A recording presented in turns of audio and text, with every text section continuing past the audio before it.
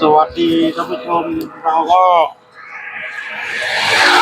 จะมาซื้อเหล็กนะเราก็จะมาซื้อเหล็กกับร้านเฮียทาวรนะครับซื้อหน้าต่างน้ำพี่น้องเอ้ยโอ้แต่ว่าเฮียแกน่าจะมีลูกค้าแต่เช้านะ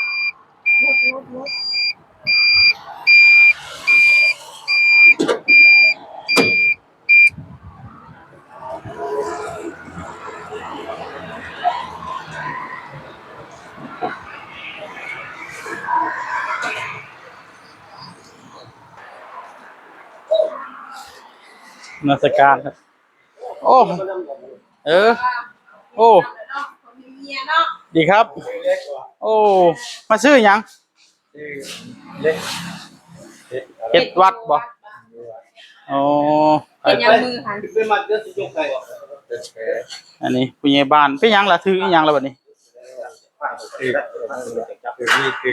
ถือมีดถือหยัง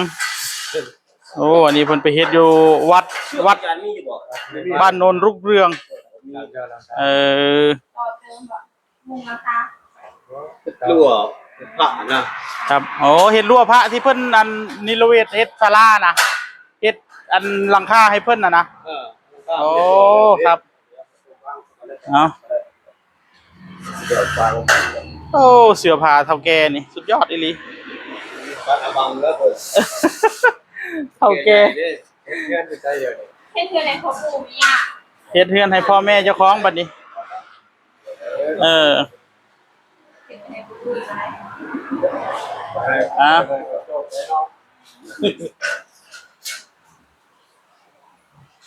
มาเจอผู้ใหญ่บ้านพี่น้องไอ้บ้านโนนรุ่งเรืองว่าสิว่าสิไปอันนี้เฮ็ดให้เพิ่นอยู่สำนักสงฆ์ต่อเพิ่นอยากต่อตรงนั้นอีกดิเพิ่นอยากต่อตรงใกล้ๆมองห้องเก็บของอ่ะล่ะสำนักสงฆ์สำนักสงฆ์โนนรุ่งเรืองอ่ะล่ะเพิ่นอยากต่อน้อยนึงเพิ่นสิเฮ็ดอันฝนมันสาดเพิ่นว่าฝนมันสาดยามมีงานมีการบัดมันอันนี้ฝนสาดเพิ่นว่าต่อออกไปอีกนิดนึงให้มันเสมอกันซะประมาณนั้นแล้วเฮือนพ่อแม่ผมบุละผมจังไปแม่นต่อยืนยังไปนะมือสองมือก็แล้วดอกบ่ได้โดนดอกคันต่อพอมันน้อยเดียวนึงแม่นเฮาตื้มอีกเสาเดียวนึงอยู่นั่นน่ะตื้มเสาเดียวหรือว่า2เสานี่ล่ะก็แล้วแต่ต่อน้อยนึงนานแล้ว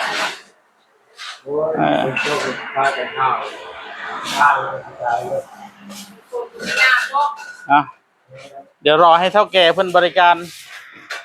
ทางผู้ใหญ่บ้านโนนรุ่งเรืองก่อนมันมากับจอวาดพี่น้องเอ้ยโอ้มักแต่สุดเล่านี่ล่ะเขาทายอีหลี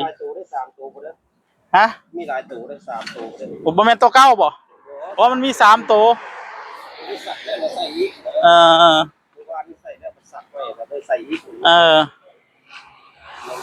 ได้การคือบ้านคือเมืองเอาแบบนี้เนาะเน้นบ่คือบ้านบ่คือเมืองเฒ่าแก่อย่าเฝ้าแล้วเว้าเรื่องนั้นให้อาจารย์เพิ่นกลับวัดซะก่อนอดขนาดเพิ่นอยากเว้าท่านนี่มาซื้อเล็กคือกันถ้าค่อยก็ได้ซื้อเล็กก็ซื้อหน้าต่างทำได้ที่เพิ่นว่าที่นี่ที่เดียวเอาให้มันวางสั่นละก็มีบ่ได้เอากำลังโอ้หนาเติบอยู่นี่ก็ได้เนาะ1.5บ่มันเอาตามกิโลกันเด้อยู่แล้วนะมีหยังก็อย่าตามกิโลเฮาขายมาตรฐานคือตามกิโลบ้านไปใส่กันนี่ก็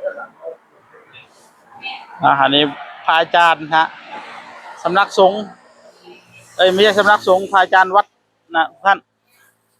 โอ้ท่านเจิมรถให้แล้วโอ้สาธุรถไฟฟ้าครับพระอาจารย์ครับรถไฟฟ้าบ่ได้ใช้น้ำมันแล่นได้70 โลต่อการชาร์จเท่านึงครับแล่นอยู่วังประมาณ60-70นี่แหละความไวอ่ะนะก็พอได้ขี่นำกุสุมานเท่านี้แหละครับไปเฮ็ดจิตอาสาไปช่วยเหลือสังคม ผู้ใหญ่ใจดีเพิ่นมอบให้มาเอาไว้ไปช่วยเหลือสังคมขี่ไปบ่ได้เติมน้ำมัน แต่ก่อนน่ะขี่ซาเล้งค่ะอาจารย์ขี่ซาเล้งไปเฮ็ดจิตอาสานะบัดนี้บัดขี่รถ3ล้อแล้วเด้อบัดนี้ได้ขี่รถ3ล้อไฟฟ้า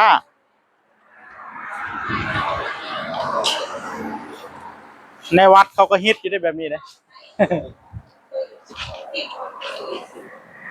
เนาะมาซื้อของคือกันเท่ากันได้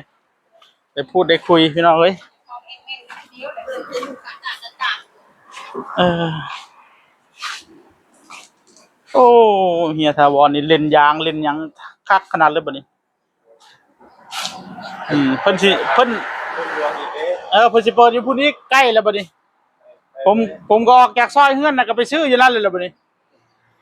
ถ่ายอยู่มื้อใดเพิ่นสิเปิดอยู่นั่นก็ดีเฮาจะได้บ่ต้องแล่นเข้าเมืองนะเวลาซื้อเล็กซื้อหยังกันราคาเดียวกันนะกันได้การอยู่แม่นไปซื้อเฮาไปซื้อหม้องอื่นบัดมันครึ่งนึงพุ่นเด้เล็กก็ได้ครึ่งต่อครึ่งอยู่เด้โอ้อาจารย์ฤาษีทุกท่านเราก็จะซื้อหน้าต่างนะทุกท่านเดี๋ยวรอให้เพิ่นจัดการเรียบร้อยก่อน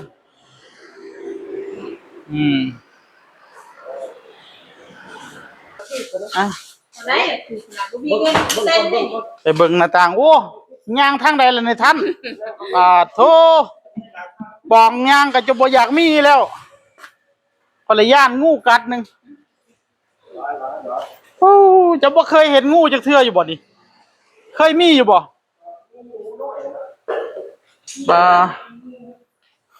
ะไรท่านโลกนี่ท่าน โอ้ยสิย่างจังได๋ล่ะบัดนี้เอาอันนี้มาเลือกหน้าต่างพี่น้องเอ้ยเอาแบบถูกที่สุดมุ้งลวดเนี่ยแต่ว่ามันมีมุ้งลวดตัวถูกสุดมันเบิดแล้วได้ถูกสุดเลยอันที่บ่ถึงพันนั่นน่ะขายไปเบิดล่ะตัวนี้ชักจะบาทตัวนี้ทั้งมุ้งลวดนำสิคิดให้ท่าน1,500เด้อ1,500อันนี้อย่างหนาอันนี้1,500นี่หมายความว่าเอาทุนคืนเด้อเอาทุนคืนอย่างหนาเอาแบบบ่ถูกกว่านี้บ่มีบ่เอาแบบบ่มันบางได้ซะได้แบบบางครับมันเป็นแบบนี้แต่ว่ามันหักบางก็บ่เป็นหยังขอแค่มันถูกบนเงินบ่หลายมันมีเจ้าของตัวนี้ตัวใดเอาที่มันถูกกว่านั้นแน่จังน้อยได้อยู่บ่ตัว1,000 1,200หั่นมันผัดบ่มีมุ้งลวดหั่นบ่เป็นหยังมันผัดบ่มีของมื้อนี้หั่นมันบ่มีของมันจะมีมุ้งลวดตัวเม็ดคูณเม็ดใช้เม็ดคูณเม็ดมันเม็ดคูณเม็ดแต่มุ้งลวดอย่างหนาของทองรุ่นของชนะศึกครับอีกตัวนี้หนาพร้อมแล้วก็บ่มีของเหนือกว่านี้อีกแต่ก่อนเขาซื้อมาเบิ่งแล้วตัวนี้หนารุ่นนี้มีแต่บางรุ่นเก่าอยู่นี่รุ่นใหม่เป็นรุ่นเก่ามีแต่บางรุ่นเก่ามีแต่หนาบ่ไอ้ตัว800 900ที่เคยซื้อนั่นบ่มีบ่เห็นอีกตัวนั้นหมดแล้วก็บ่เห็นอีกตัวนั้นได้จักบาทนะโอ้อันนั้นไม่มีเหล็กดัดด้วยก็แพงไปอีกเกือบพันตัวนั้นน่ะท่านได้ตอบโจทย์ท่านเลยตัวนั้นโอ้มันสูงแต่ว่ามันสูงกว่ากันตัวนี้มีแต่นี่ก็ถ้าต้นทุนก็คือ1,500แต่สูงโมเดิร์นตัวนี้1.20 อันนั้นเม็ดนึงเม็ดคูณเม็ดแต่ว่ามีมุ้งลวดหนาท่านตอบโจทย์ดีกว่า1,500ตัวนั้นตอบโจทย์เลยเอาทุนครึ่งโอ้ท่านเชื่อผมโลดทั้งได้แม่นอยู่อันแต่ถ้าผมมีมุ้งลวดครับบ่ถึง1,200 1,300ดอกท่านไอ้ตรงนั้นบ่เกินครับแต่ว่าท่านก็สิเชียร์เปียกอีกบาดนี้ท่านมุ้งลวดท่านบ่ได้อันนี้มันท่านมุ้งลวดนี่เท่ากับเฮาขายให้ท่านยุโรปเลยท่านเชื่อลดราคานี่ครับของสนับสนุนพร้อมบาน 3,000 ไปบาน 4,500แต่มันมีมุ้งลวดแล้วหนาพร้อมอีกตัวนี้ครับตัวบางครับบ่กล้าถึงแล้วตัวเฮาขายเป็นพันอยู่แล้วขายหมดเลยเอามาชิมตัวบ่มีของอีกหน้าต่างตอนแรกว่าอยากได้3ตัวหน้าต่างท่านวิเคราะห์เบิ่งเด้อวิเคราะห์เบิ่งคักๆได้แต่ว่าบ่ได้มีกำไรได้มันงบเฮาบ่หลายเฮาก็เอา2ตัวไปก็ได้เอาสำนั้นแต่ท่านขายให้ท่านนี่ไปก็ว่าไป1,500ขายดีดอกซื่อๆได้นี่ขายออกซื่อๆได้นี่ 1,500 แต่ตัวถ้าบ่มี แต่ว่าลดลงมาบ่ได้แล้ว ทุนเลย ขาดทุนเลย มัน1,500นี่บ่ได้อย่างแล้ว เอาโอเค เพราะว่าผม เอา เป็นคนง่ายอยู่แล้วบ่ได้ เอา2ตัวซะ ท่านเชื่อผมรถอันนี้นี่ตัวนี้มันคุณโฆษณาซึกนี่ท่านเลย มั่นใจ เอาใช่ ออกบางมันสิเป็นแบบนี้ครับมันบ่เต็มนี่นะ ใส่มันก็นาอยู่ได้นี่เด้ บ่น่าก็ยาแต่หน้ามันบ่เต็มพี่ติดนี่จ้ะ อ๋อ ผมจะขาย อ๋อหน้ามันใหญ่ หน้ามันสิต่างกันแล้วก็หนา อ๋อ มันนี่อันนี้เฮ็ดเพื่อนเป็น2-3ล้านตัวนี้ เอา นี่ท่านเชื่อผมรถ เอาซะ บ่ได้ขายผมได้สิ เอา มีมันแหละ นี่ถาม อันนี้มอเตอร์ไซค์ไฟฟ้าเลย2,500ต้องใช้ 2,500เจ้าขี่ไปกลับบ้านเจ้า2-3เที่ยวก็ตลาดอยู่ว่าไป โอ้ยจนสิย่างมาแต่ละเทื่อต้องแหวกเอาเนาะท่านเอ้ย จัดร้านใหม่ ท่านก็บ่เฮ็ดทางยางนี่โอ้ยอย่าแต่งูกัดรถไฟฟ้าเพิ่นก็มีได้พี่น้องแต่ว่ามันดนแล้วเพิ่นก็ขายราคาทุนได้บัดนี้นะรถไฟฟ้าเพิ่นก็ได้เบ้เดี๋ยวสิมาซื้อน้ำเพิ่นอยู่ซื้อเอาโอ้แมวโทมีแมวพวกนี้มันหลืบแมวตัวนี้บอดโท